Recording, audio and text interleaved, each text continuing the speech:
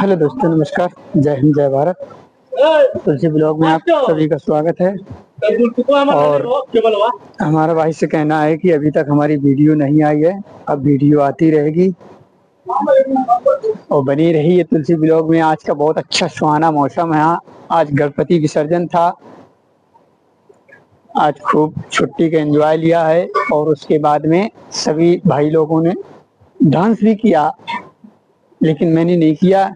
मैंने दर्शन किया, भगवान की प्रार्थना की, आराधना की, लेकिन मैंने डांस नहीं किया, इस बार नहीं किया है। और हाँ, जिस दिन उसकी पूजन थी, उस दिन मैंने डांस किया था।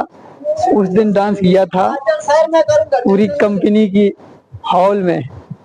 मतलब हमने नहीं, सारे लोगों ने, लेडीजों ने, आदमी जो वर्कर थे, जो मास्टर थे, जो मैनेजर थे,